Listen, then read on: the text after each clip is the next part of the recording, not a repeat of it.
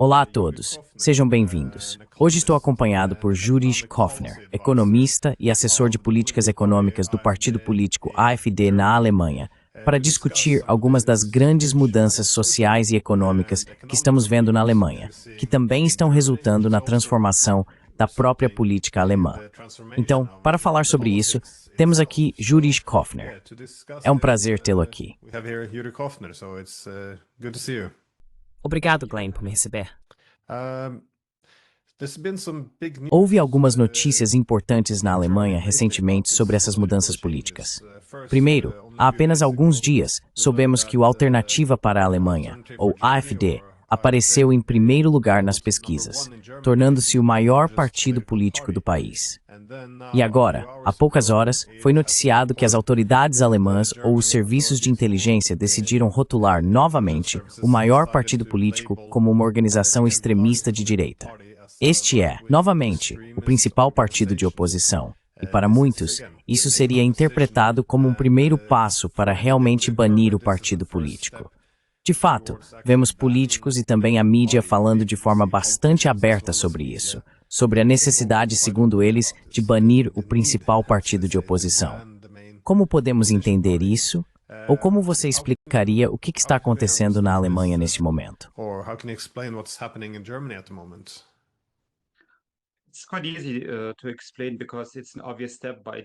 É bastante fácil de explicar, porque é um passo óbvio da elite governante usar todos os meios possíveis, como vocês dizem em inglês, lawfare, basicamente para se livrar da única verdadeira oposição política na Alemanha contra o status quo atual. Então eles estão rotulando o AfD como supostamente extremista, de extrema-direita. É até engraçado, na verdade, porque você pode cronometrar. Toda vez que o AfD lidera nas pesquisas, por exemplo, em nível estadual, então o Serviço de Segurança Interna daquele estado rotula o AfD como extremista naquele estado.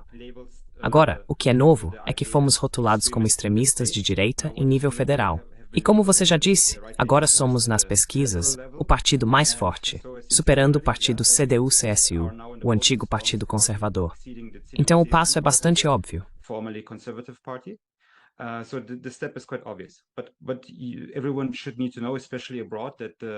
Mas todos deveriam saber, especialmente no exterior, que o Serviço de Segurança Interna, ou de inteligência alemão, o chamado Bundesverfassungsschutz, sua tarefa é proteger a Constituição. Bem, ele não faz isso. Ele não protege a Constituição. Ele protege o governo.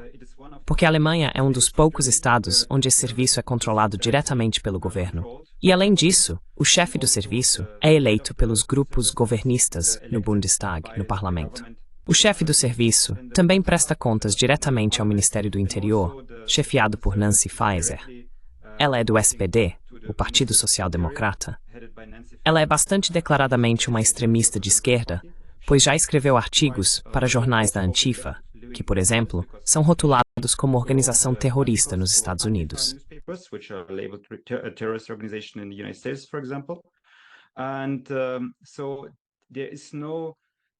Portanto, não há independência desse serviço na Alemanha, nenhuma independência política. Eles são politicamente dependentes dos partidos do governo em exercício, e sua principal tarefa é declarar o AfD como extremista. Além disso, há muitos fatos interessantes sobre isso. Normalmente, eles deveriam basear suas alegações em um relatório de pesquisa, que deveria ser publicado. Ainda não foi publicado. Por exemplo, eles declararam o AfD na Saxônia como extremistas de direita, acho que foi há um ano ou menos que isso, e ainda não publicaram um relatório que deveria apresentar os fatos que justificam por que somos supostamente extremistas de direita. Eles também não fizeram isso em nível federal ainda. A única coisa que sabemos é que o motivo é que estamos dizendo que existe um povo alemão distinto do passaporte.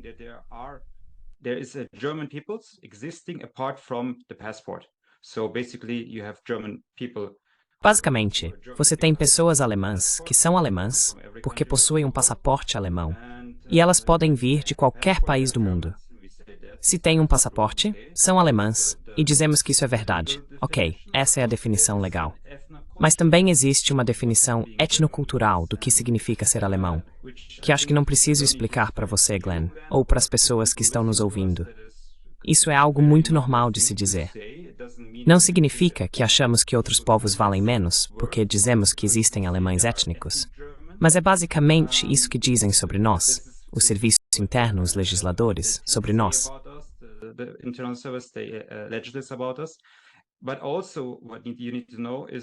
Mas também o que você precisa saber é que se você disser que é errado afirmar que existem alemães étnicos, então isso vai contra a Constituição. Nesse caso, você também teria que dizer que grande parte da própria Constituição e grande parte da lei alemã também é anticonstitucional. Porque, por exemplo, um parágrafo da Constituição, não vou citar exatamente, acho que é o artigo 116a da Grundgesetz, a Constituição alemã, diz que existe uma cidadania ou pertencimento étnico alemão ou pertencimento ao povo alemão, além de simplesmente ter um passaporte. Isso é obviamente uma referência ao período em que a Alemanha foi derrotada na Segunda Guerra Mundial. Muitos alemães étnicos viviam no que hoje é a Polônia, a República Tcheca e assim por diante. Então era necessário definir o status legal dessas pessoas. E como eles ainda não eram cidadãos, foram definidos simplesmente como mães.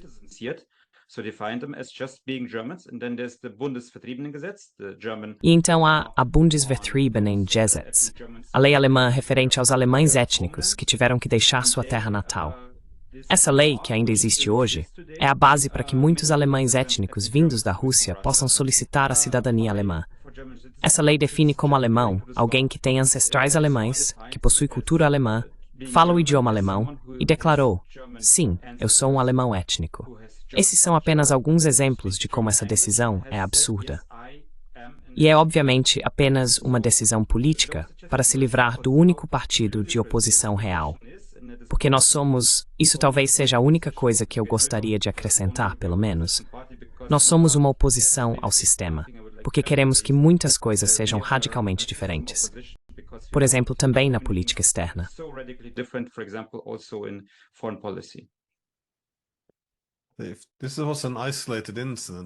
Se este fosse um caso isolado, poderíamos estar mais tranquilos, mas vemos tendências semelhantes em toda a Europa.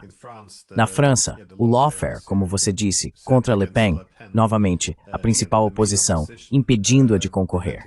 Na Romênia, vimos alguém vencer a eleição presidencial, depois essa vitória foi anulada pelos tribunais e agora essa pessoa está proibida de concorrer. Este é o vencedor da eleição. Houve uma repressão semelhante, creio eu, acontecendo na Moldávia, aparentemente com total apoio da União Europeia. É uma tendência muito preocupante, essa ideia de que agora há uma necessidade de eliminar a oposição política de alguma forma.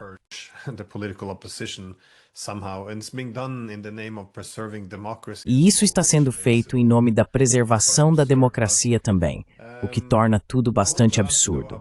Mas eu quero te perguntar sobre a reestruturação socioeconômica.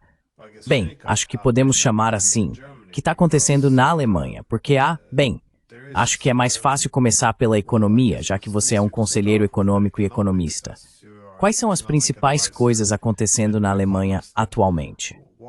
Novamente, para quem está fora da Europa, vale lembrar que a Alemanha sempre foi considerada o motor econômico da União Europeia, realmente impulsionando o continente. O que está acontecendo com a economia alemã?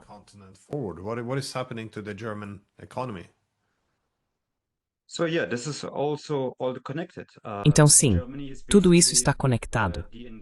A Alemanha está basicamente se desindustrializando. Estamos sendo transformados de uma nação industrial para uma nação agrária, ou pelo menos algo nessa direção. Vimos uma desindustrialização tão drástica que nem mesmo durante a Segunda Guerra Mundial vimos algo assim.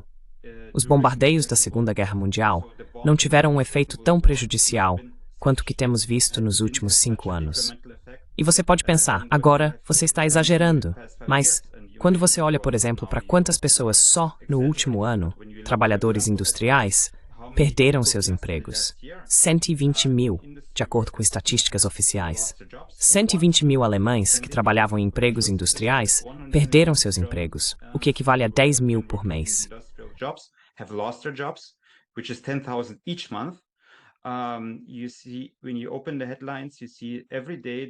Veja, quando você abre as manchetes, vê todos os dias que grandes empresas industriais alemãs estão dizendo que vão fechar as portas e transferir a produção para o exterior. Esse é o principal movimento que observamos. A Alemanha está em recessão contínua desde 2019. Tivemos os anos da pandemia e depois disso também. Agora você pode olhar qualquer dado. Pode olhar o crescimento do PIB ou a produção industrial, por exemplo. Se tivéssemos continuado a tendência, que era muito boa até 2019, hoje estaríamos estagnados e estamos abaixo da tendência em 25-30%, em comparação com onde deveríamos estar se tivéssemos mantido o ritmo de crescimento da última década.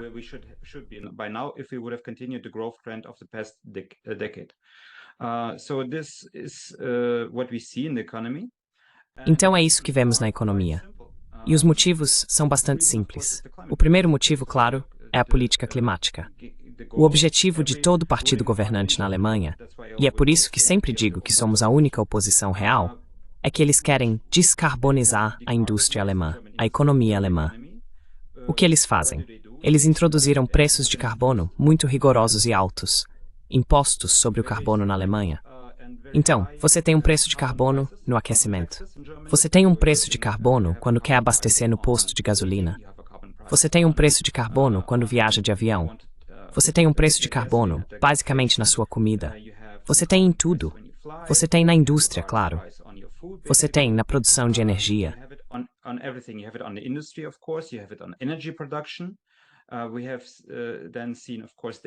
Vimos então, é claro, a chamada transição energética, que significa os planos para descarbonizar a produção de energia. Isso quer dizer que a Alemanha, até poucos anos atrás, tinha as usinas nucleares mais modernas, ou uma das mais modernas do mundo, as usinas mais seguras do mundo. Acabamos de desligá-las. Nós não, ou melhor, o governo não quer comprar gás russo, que sempre foi o mais barato para a Alemanha. E desde os anos 1970, a base do nosso crescimento industrial. Por causa disso, economia de tecnologia não importa. Ainda assim, energia é um dos fatores mais importantes para o crescimento econômico. E o gás russo barato foi um dos principais fatores para o nosso crescimento. Não queremos mais esse gás russo.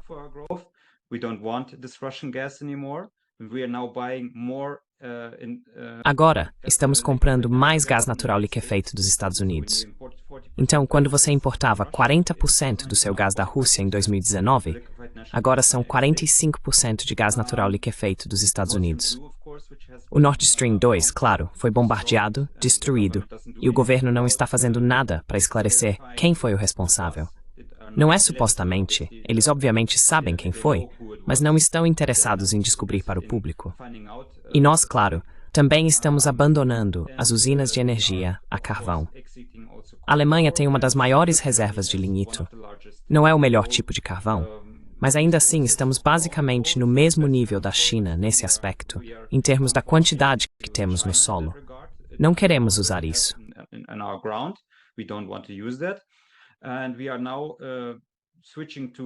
E agora estamos mudando para a energia eólica e solar, que são voláteis. E os efeitos disso puderam ser vistos recentemente na Espanha, com todo o país, Portugal e partes da França em apagão, porque a rede elétrica não consegue lidar com tanta volatilidade. E então, claro, acho que outro fator importante é a imigração em massa. Se você observar, por exemplo, o Trump tem criticado a imigração em massa com o slogan de brincadeira: eles estão tirando nossos empregos.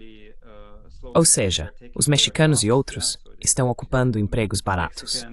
Na Alemanha, a situação é ainda pior, porque eles não estão tirando empregos. Estão indo diretamente para o sistema de assistência social. Basicamente, agora temos 50% dos serviços sociais, do auxílio-desemprego, indo para estrangeiros na Alemanha.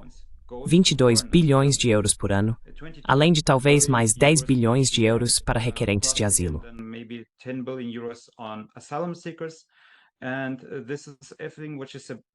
E tudo isso é um enorme peso para o nosso estado de bem-estar social. E para financiar isso, os últimos alemães que ainda estão trabalhando e pagando impostos foram cada vez mais taxados, sobrecarregados de impostos. E claro, estamos vendo essas pessoas deixando a Alemanha em massa. Acho que, desde que Angela Merkel, a ex-chanceler, assumiu o cargo em 2005, mais de 1 milhão de alemães, altamente qualificados em sua melhor idade produtiva, deixaram a Alemanha. Em termos líquidos, ou seja, considerando os que voltaram, 1 milhão se foi para sempre. E por isso, estamos enfrentando uma grande escassez de trabalhadores qualificados. Então, tudo isso, e talvez mais um ponto, mão de obra qualificada, temos problemas com isso. Temos problemas com energia. Temos problemas com altos impostos e com o que chamo de monstros da burocracia.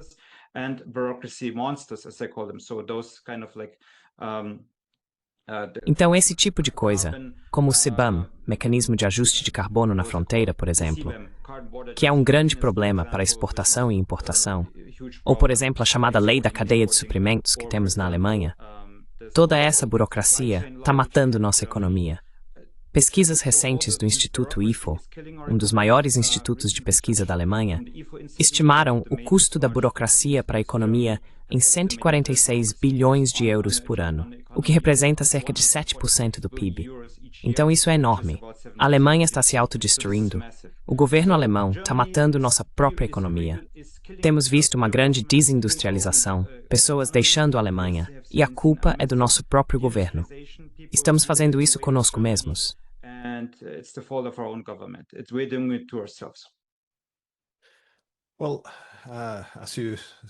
Bem, como você sugeriu, a energia é realmente o sangue vital das indústrias. E a Alemanha era uma potência industrial. Então, muitas das indústrias eram bastante intensivas em energia, além de serem indústrias pesadas. Agora, acho que por esse motivo, a economia alemã sempre foi, de certa forma, complementar à russa, assim como hoje as economias russa e chinesa são complementares. Mas qualquer pessoa que estude geopolítica sabe que essa sempre foi uma preocupação central para o Reino Unido. Evitar que a Alemanha e Rússia se aproximassem demais, pois isso formaria um novo bloco de poder.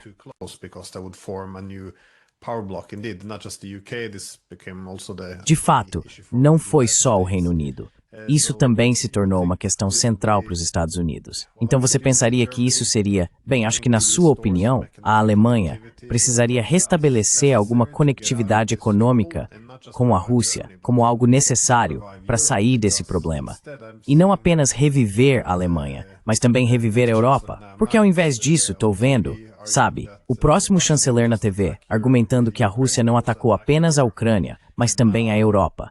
E agora a Alemanha precisa gastar centenas de bilhões em armamentos para fortalecer sua força militar e enfrentar a Rússia. Quero dizer, como isso vai acabar? Você vê alguma recuperação política ou econômica sem tentar consertar uma Europa quebrada?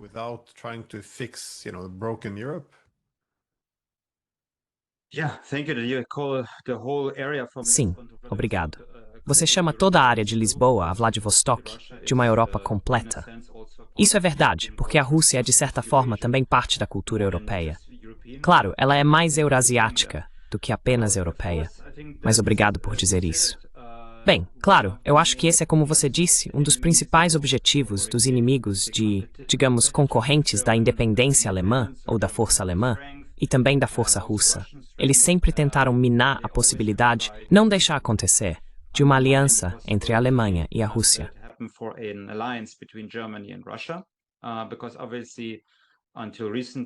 Porque, obviamente, até recentemente, a Alemanha tinha as melhores tecnologias, tinha a indústria, a alta tecnologia em grande medida, e a Rússia tinha recursos, grande território. Agora, é claro, a Rússia também está, por causa da guerra na Ucrânia, acelerando em termos de tecnologias de drones e assim por diante. Claro, um dos principais elementos é, como já disse, o gás barato. Até a década de 1970, a base da indústria alemã era o carvão barato, carvão marrom, como mencionei, e o petróleo. Então, quando veio a crise do petróleo nos anos 1970, os chamados contratos de gasoduto foram assinados entre a Alemanha Ocidental e a União Soviética, o que foi permitido pelos Estados Unidos naquela época. Desde então, a base da indústria alemã tem sido basicamente o gás russo barato.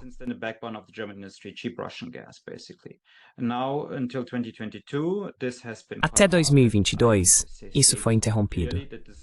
E eu afirmo claramente que isso não é culpa da Rússia, como foi alegado, mas dos países ocidentais e do governo alemão.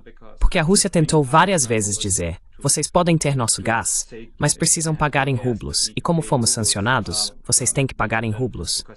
E o governo alemão não quis fazer isso. Então, como eu disse, a lógica por trás disso é óbvia.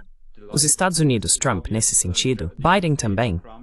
Eu acho que eles têm muitas semelhanças estratégicas em seus objetivos de política externa. E o objetivo deles é vender seus próprios combustíveis fósseis para a Alemanha. Assim, o gás natural liquefeito agora se tornou um dos principais produtos de exportação para a Europa e a Alemanha. E a Alemanha não tem recursos próprios.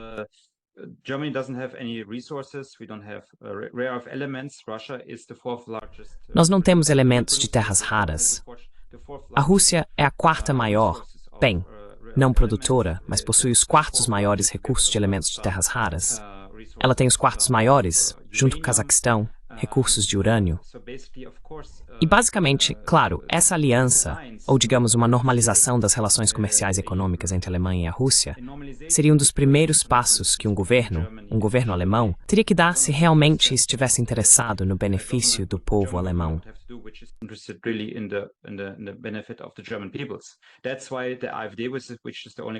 É por isso que o AfD, que é o único partido, talvez um dos dois partidos na Alemanha, o outro sendo de Sarah Wagenknecht, está dizendo isso abertamente. Esta é a nossa política, nosso objetivo de política externa. Queremos melhorar as relações com a Rússia. E eu calculei os custos das sanções para a Alemanha, porque a questão é a seguinte. Você vê a economia russa crescendo, vê a economia dos Estados Unidos crescendo também, por meio da venda de armamentos ou da venda de gás natural liquefeito. A economia alemã foi, talvez, além da Ucrânia, o único país que perdeu massivamente em termos econômicos por causa desta guerra.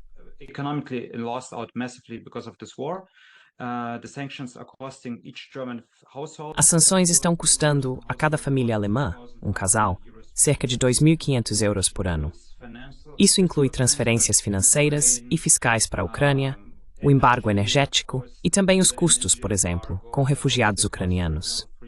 Cerca de 1,1 milhão de refugiados ucranianos vieram para a Alemanha e eles recebem os mesmos benefícios sociais que os cidadãos alemães, o que também é algo sem precedentes em comparação com qualquer outro país europeu.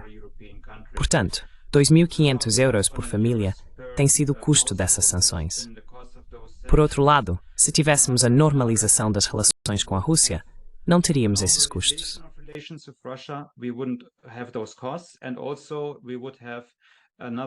E também teríamos mais, acho que 600 euros a mais para cada família, se tivéssemos um acordo de livre comércio com a Rússia, a União Econômica Eurasiana e outros benefícios, por exemplo, o aumento do comércio pela Rota Marítima do Norte. Então sim, foi uma explicação longa da minha parte, mas basicamente o ponto é, sim, precisamos dessa aliança, precisamos de cooperação econômica, e aquelas forças que querem enfraquecer a Rússia e a Alemanha, estão interessadas em impedir que isso aconteça.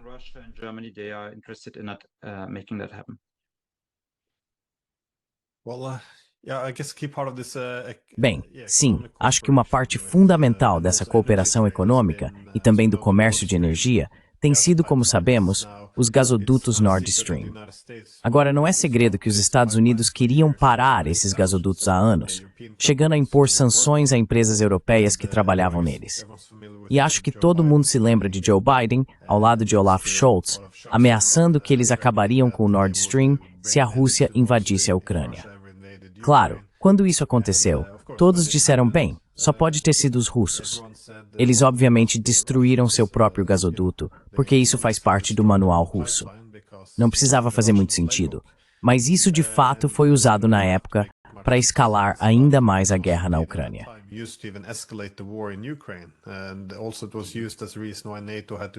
Além disso, isso foi usado como justificativa para que a OTAN fosse mais assertiva no Mar Báltico. Desde então, vimos que os americanos mais ou menos admitiram que, ok, não foram os russos afinal, foram os ucranianos. E disseram que tentaram impedi-los, mas já era tarde demais. Mas muito importante, eles disseram que sabiam que os ucranianos estavam planejando isso antes do ataque realmente acontecer. O que significa que os Estados Unidos e a OTAN devem ter mentido quando disseram que foram os russos os responsáveis. E essa mentira foi usada para escalar a guerra na Ucrânia e também militarizar o Mar Báltico. Então, como isso está sendo coberto na Alemanha pela mídia agora? Porque foi o primeiro-ministro ou presidente da Polônia.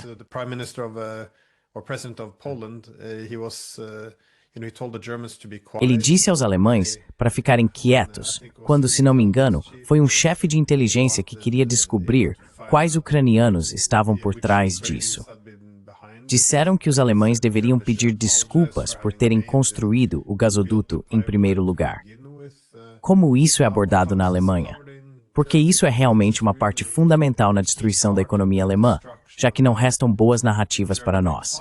Quero dizer, ou foram os ucranianos, ou, na minha opinião, é mais provável que tenham sido os americanos. Acho que eles estão apenas tentando culpar os ucranianos aqui. Mas de qualquer forma, se não foram os russos, não há mais uma boa história para vender ao público. Então, como isso é tratado na mídia alemã, e existe alguém que realmente queira restaurar o gasoduto agora, ou é só a AfD?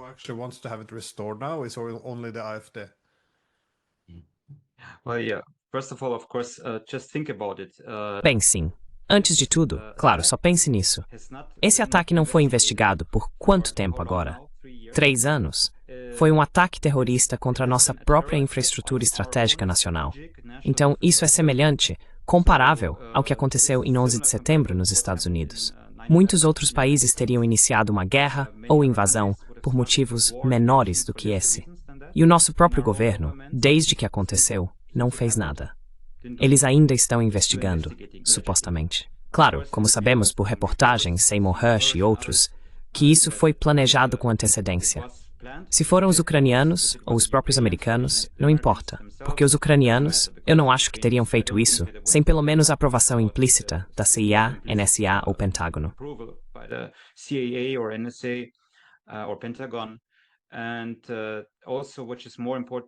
E também, o que é mais importante, o governo alemão, Annalena Baerbock, Olaf Scholz e também Merz, eles sabiam disso. E isso significa que eles são traidores, porque permitiram o ataque de uma nação estrangeira. Não importa se foi a Rússia, Ucrânia, Estados Unidos ou quem quer que seja, a nossa própria infraestrutura nacional. Isso, na verdade, é um motivo para a guerra. E também temos políticos da CDU e CSU, os chamados rinocerontes, os supostos conservadores, que disseram sim, eles aprovam essa ação. Então eles estão aprovando um ataque de uma nação estrangeira à nossa própria infraestrutura nacional. É uma loucura. Isso é só para entender. Em segundo lugar, você mencionou a mídia.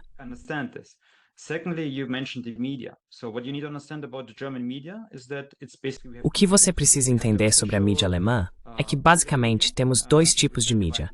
Temos a mídia pública oficial, que eu divido em estatal e pública. Bem, não temos mídia estatal, mas temos mídia pública, que é basicamente mídia estatal, porque é controlada pelo governo em exercício, pelos partidos que estão no poder. Não quero entrar em detalhes, mas é basicamente controlada e financiada pelo Estado. O outro tipo é a grande mídia privada. Ambas. O que é interessante se você observar, eu fiz uma análise de ambas, tanto da imprensa quanto da mídia online e dos telejornais, são semelhantes nesse aspecto.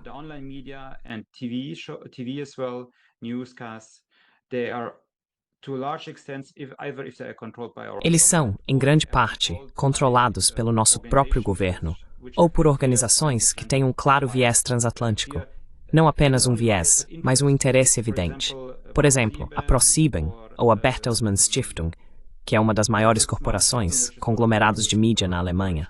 Eles têm, em seus próprios objetivos, nas definições de suas metas políticas, que sempre apoiarão a unidade transatlântica.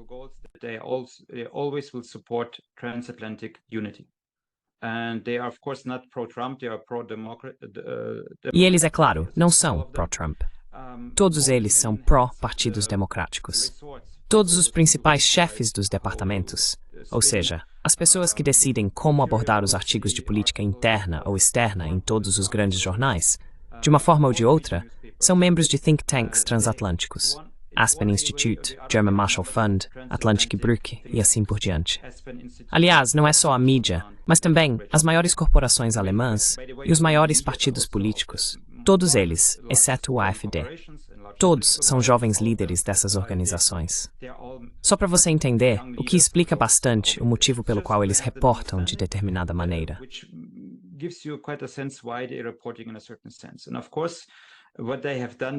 E claro, o que eles fizeram foi falar sobre vários aspectos desse ataque ao Nord Stream 2, e desde histórias tão engraçadas como a de que os ucranianos... Bem, primeiro disseram que foi a Rússia, claro.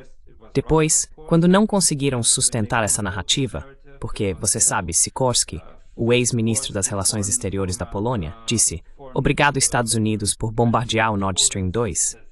E um ex-agente da CIA disse que não foi a Rússia, foi a Ucrânia, os Estados Unidos, e assim por diante. Então eles não conseguiram manter essa narrativa. Depois disseram sim, foi a Ucrânia, mas foram 3 pessoas que fizeram isso em um veleiro. E se você pensar bem, isso é praticamente impossível. Havia uma frota dos Estados Unidos na área na época, o que faz sentido.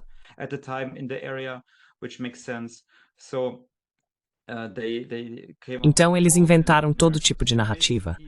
Mas basicamente, para responder à sua pergunta, eles não estão falando sobre isso. O que também é uma forma de lidar com temas de informação. Se você simplesmente não fala sobre o assunto. Não está sendo discutido na mídia. Foi a Rússia ou foi a Ucrânia? Mas quando a Ucrânia fez, tudo bem, sabe? Eles foram atacados, então claro. Nós nunca gostamos do Nord Stream 2 mesmo. Não precisamos dele porque queremos descarbonizar nossa economia. Queremos apenas energia solar e eólica. Quando os formuladores de políticas alemães ou a mídia falam sobre independência energética, eles sempre falam sobre combustíveis fósseis da Rússia. Eles não falam sobre gás natural liquefeito americano.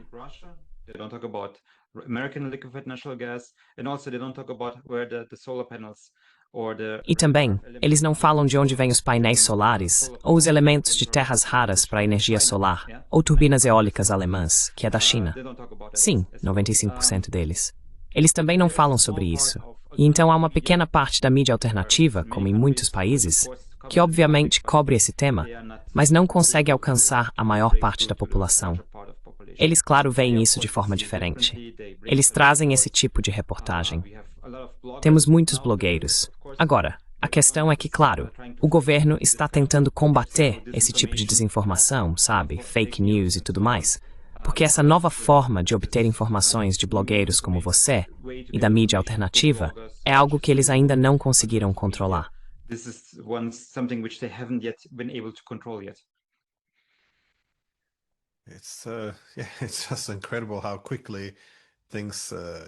É simplesmente incrível como as coisas desmoronam rapidamente. Mas sobre o Nord Stream, recentemente você teve o secretário do Tesouro dos Estados Unidos, Scott Bessent, conversando com Tucker Carlson. E eles, casualmente, Tucker Carlson dizendo: "Bem, na verdade, fomos nós que destruímos o Nord Stream, certo?" E então o secretário do Tesouro, Scott Bessent, responde: "Bem, talvez tenham sido alguns pescadores noruegueses, sabe? Sarcasticamente, e eles dão boas risadas. Quero dizer, então nós explodimos. Alguém fez isso. Alguém, provavelmente o Putin. Eu conheço alguns pescadores noruegueses. É tudo tão abertamente reconhecido. Todas as evidências estão lá. Eles meio que apontam o óbvio. Claro que destruímos o gasoduto alemão. E é um pouco chocante assistir de fora como não há reações vindas dos alemães. No reactions coming from the Germans. It is extraordinary. I just feel like if you ignore É extraordinário. Eu só sinto que se você ignorar isso por muito tempo, deve haver uma raiva se acumulando, especialmente agora que isso está levando à desindustrialização, ou pelo menos contribuindo para a desindustrialização da Alemanha. Em relação à postura dos americanos, como você vê os comentários recentes do Elon Musk e o apoio dele ao AfD na Alemanha? Isso seria como conservadores e populistas se unindo internacionalmente. Como explicamos isso? Não, como você vê esse interesse que eles estão demonstrando pela Alemanha? I guess the interest that they're taking in Germany. Yeah. So the most O aspecto mais engraçado disso, para mim pessoalmente, foi que naquele momento fomos rotulados pelas elites dominantes, a mídia estabelecida, a mídia tradicional, como você chama, como putinistas, compreensivos com Putin, traidores pró-Rússia e assim por diante. E então o Trump é bastante pró-AfD. J.D. Vance, você sabe, aquele famoso discurso em Munique, em que ele disse, vocês são todos forças antiliberais, antidemocráticas, e que eles são contra essa chamada barreira. A Brandmauer alemã, a barreira, é esse acordo entre todos os outros partidos dominantes de nunca cooperar com a AfD, mesmo que a maioria dos eleitores na Alemanha queira um partido conservador. Um governo de coalizão, AfD, CDU, CSU. AfD, CDU, CSU coalition government. And CDU, CSU, which is of course the main player in this regard. E a CDU-CSU, que é claro que é o principal ator nesse sentido, diz nunca vamos cooperar com a AfD. E J.D. Vance disse que esse tipo de barreira é antidemocrático, que o povo quer isso. E claro, ele está certo. E então, claro, você tem o Elon Musk. Primeiro, ele deu uma entrevista em janeiro com Alice Weidel, a co-presidente do nosso partido, e depois participou por videochamada de um grande comício do AfD. E quando ele então disse aquela frase famosa, ele repetiu, acho, já tinha dito antes no jornal, só o AfD pode salvar a Alemanha. Então, para mim pessoalmente, o aspecto mais engraçado disso tudo foi, claro, como os políticos do establishment, a mídia estabelecida, vão reagir a isso. Então agora somos putinistas? Ou agora somos americanos, pró-Trump? Quem somos nós?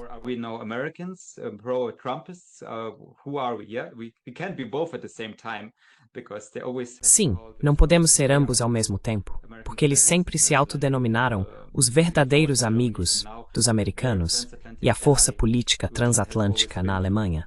E agora o aliado transatlântico deles, que sempre foi, ou soberano, como eu diria, agora está contra eles. E eles não conseguem entender isso. Eles estão apoiando seus inimigos, então nós, a AfD. Isso, para mim, ainda é bastante engraçado toda vez, porque eles não têm mais argumentos para nos rotular, e isso é muito difícil para eles.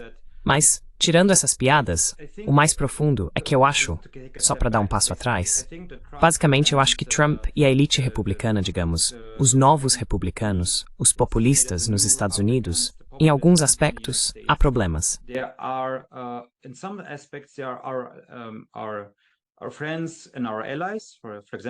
Nossos amigos e aliados, por exemplo, na guerra cultural, são obviamente nossos principais aliados na luta contra o wokeismo, contra a migração em massa e na defesa desses argumentos.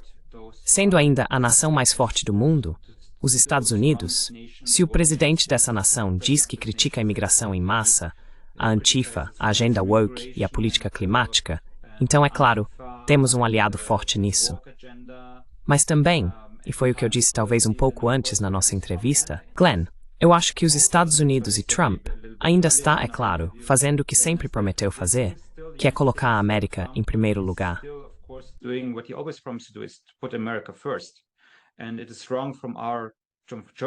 E é errado que nossos patriotas alemães, membros alemães do AfD, digam que agora ele é nosso salvador, que ele vai salvar a política alemã. Não, ele não vai. Ele vai continuar defendendo os interesses americanos.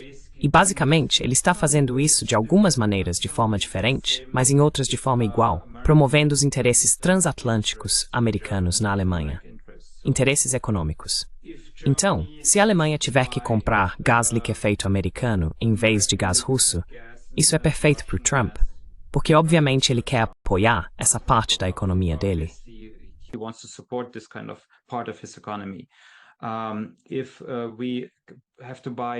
Se tivermos que comprar plataformas tecnológicas americanas e seus serviços digitais em vez dos serviços chineses, seremos obrigados a fazer isso. E é isso que estamos vendo agora. Portanto, não precisamos ser ingênuos quanto ao fato de que os americanos estão defendendo seus próprios interesses, como vemos agora com as tarifas e a política tarifária. Você sabe, Scott Bessonnet e Stephen Miran, o principal assessor de política econômica de Donald Trump, já apresentaram toda essa agenda anteriormente. Eles querem que os alemães, mas também outros aliados dos Estados Unidos, comprem títulos americanos, títulos de 100 anos. E essa é a principal forma deles continuarem com a enorme dívida do governo americano.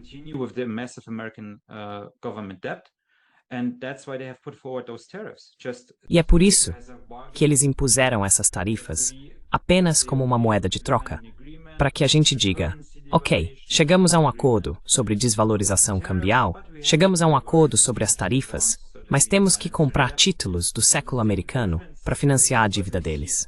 Então a diferença é que o que vemos agora da administração Biden ou de outras forças democratas transatlânticas ou forças globalistas nos Estados Unidos é que eles estão colocando seus interesses nacionais de forma mais aberta. Eles dizem isso claramente. Não estão escondendo isso atrás de um véu de valores, direitos humanos e assim por diante. Eles dizem, sim, queremos proteger os interesses dos trabalhadores do aço em Oklahoma. Esse é o nosso objetivo de política.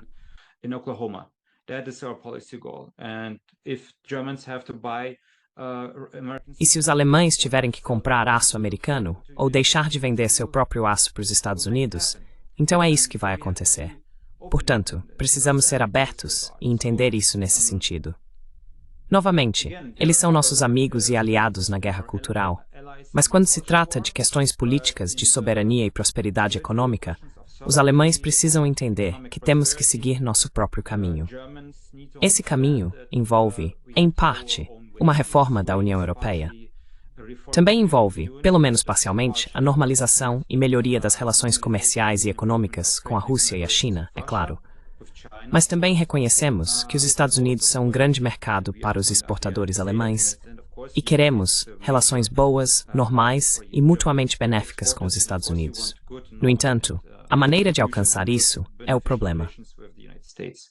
The way to get there, that's the problem.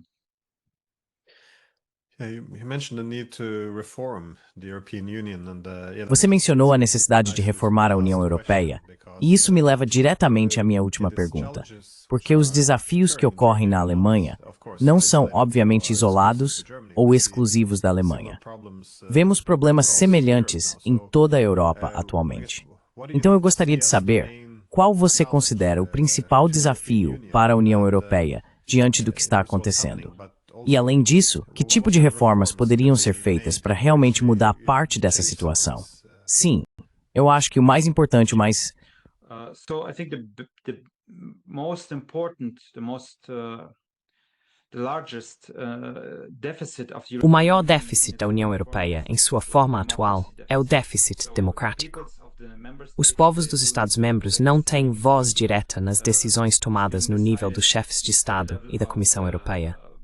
É por isso que temos leis como a Lei da Cadeia de Suprimentos, em nível europeu, que foi adiada. Mas, como dizemos em alemão, adiado não significa que foi abolido ou que não será implementado. Apenas foi adiado por um ano. Temos o mecanismo de ajuste de carbono na fronteira, temos as sanções contra a Rússia, temos a Lei de Serviços Digitais, a Lei de Inteligência Artificial e assim por diante.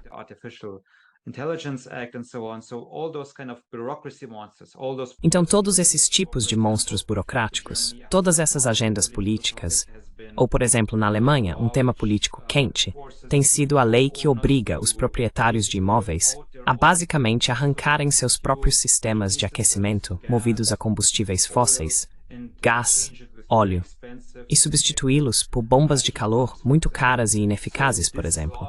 Então essa lei agora foi adiada na Alemanha, mas está vindo em nível europeu, porque já foi decidida. E quem decidiu isso? Foram apenas os chefes de Estado e a Comissão Europeia. Como você sabe, o Parlamento Europeu não tem direito de iniciativa para apresentar suas próprias moções ou trazer suas próprias ideias.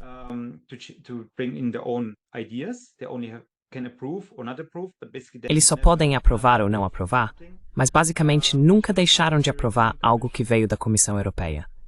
Então esse é um dos problemas mais importantes que enfrentamos, e precisamos mudar isso.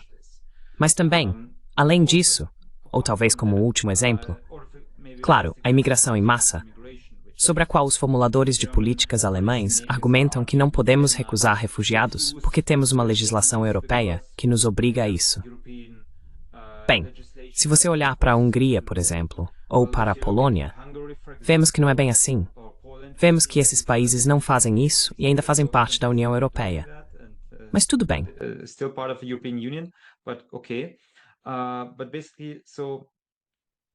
Mas, basicamente, este é um dos principais problemas. Há um déficit democrático. As pessoas não podem participar do processo de tomada de decisões da União Europeia. Mas, além disso, por exemplo, temos uma forte divisão na União Europeia, que está se tornando cada vez mais acentuada, entre aqueles países que são os que carregam o fardo, os que financiam o mercado e a economia europeia, que são, obviamente, a Alemanha, mas também os Países Baixos, Áustria, França e Itália também. Eu sempre digo, olhem os dados, eles também são financiadores líquidos do orçamento europeu.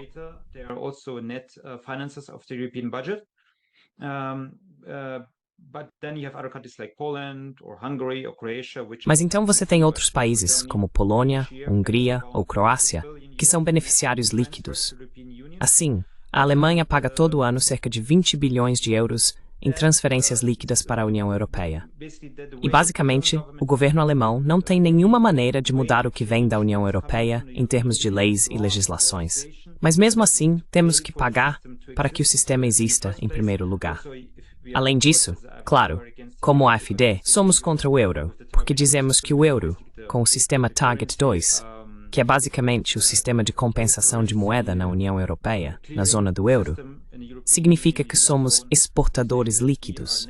Mas outros países nos devem mais de, acho que em inglês seria $1 trilhão, ou $1 trilhão agora, que não recebemos por causa das taxas de câmbio fixas.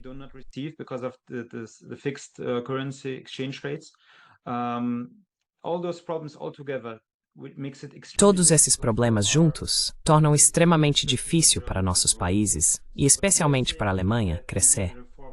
Então, o que estamos dizendo é que precisamos de uma reforma da União Europeia, que obviamente está sendo rotulada como Dexit, e usamos esse termo, mas isso não significa que queremos erguer fronteiras ou simplesmente sair como o Reino Unido. Na verdade, se você olhar para o Reino Unido, nem mesmo o Reino Unido saiu completamente. Ele ainda participa da maioria dos aspectos do projeto europeu. Precisamos de uma reforma da União Europeia, em que digamos que queremos retornar ao que há de bom no projeto europeu. Claro, o projeto de paz é bom. Queremos um mercado comum, não só de bens, mas também de serviços, capital e até mesmo de trabalho. Mas não queremos os aspectos negativos.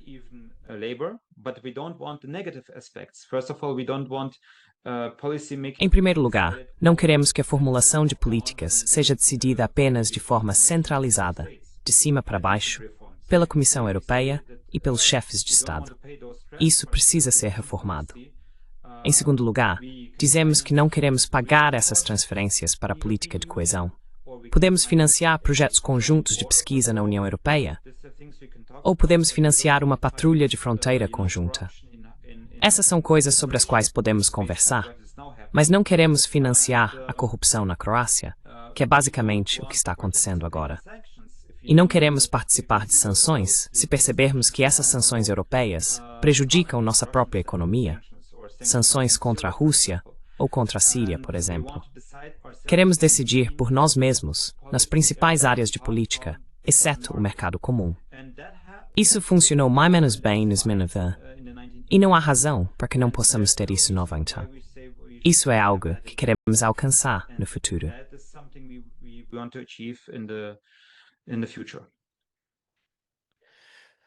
Well, I think, if they go... Bem, eu acho que se eles continuarem com esses esforços para marginalizar o AfD, chegando ao ponto de bani-lo, a instabilidade política seria muito, muito pior. E sim, acho simplesmente chocante que estejamos realmente seguindo por esse caminho. De qualquer forma, Judith Kofner, muito obrigado pelo seu tempo, foi muito esclarecedor. Obrigado. Era por bem antes da nossa conversa.